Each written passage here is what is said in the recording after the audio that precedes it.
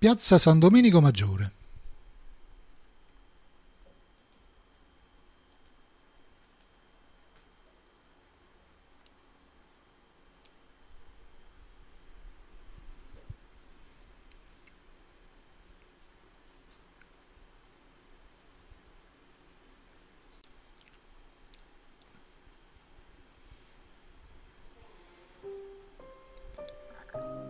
Si cammina sempre per San Biagio dei Librai, ti può girare e ti votare non ti stanca mai.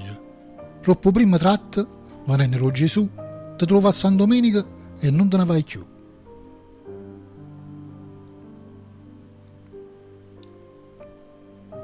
Cace trova storia, leggenda, architettura e ti suggestiona fino a te mettere paura.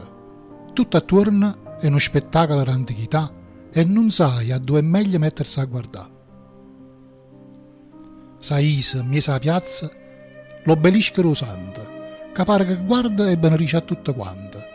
Si traserinda la piazza e guarda in coppa a smerza, perché quello che ci trova ti sente la capa persa. Sta palazzo Petrucci, la congiura di barone, che ci rimettette la capa con Ferrante d'Aragona. E rimbette vira a chiesa San Domenico Maggiore, che pare un castiello chiuso a casa dello Signore. A destra c'è sta l'atria e palazzo Casa Calenda, che può contare storia miscata con leggende. All'angolo di su cannone sta palazzo Corigliana, ha diventata Università Orientale piano piano. Saglienne o poche strade trovo palazzo lo principe Sansevera, stregone e pazzo. Bella s'arria contare storia e sti prete antiche con tutto quello che è successo all'oca ed in de vica. Ma sto posto è famoso soprattutto per misfatta che fa provare ancora orrore per l'atrocità fatta, che Stefano Carlo Gesualdo e Maria d'Aragona sposate con nozze combinate senza passione. Il marito pensava a fa musica e gli a caccia e Maria non rifiutava i fabrizi e braccia. O fatta gli è buona nanda clandestinamente fino a quando ha cominciato a mormoriare la gente.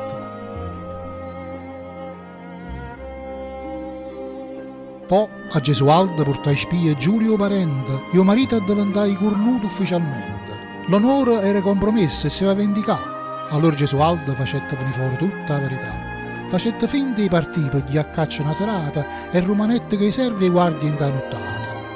Aspettai un poco che si incontravano gli amanti e facette accirere gucciandolo in fragrante. Usando che sti due schizzai tutto attorno e lasciai nei corpo a vista per lavare lo scuorno. Questo fatto fu considerato un delitto d'onore che Napoli ricorda ancora con strazia e con dolore. E ancora oggi ci pare, nanda a sto palazzo, l'anima di Maria che vesta bianca che svolazza. E o spettro di Maria incontra miesa a questa via o principe Sansevera come eterna compagnia.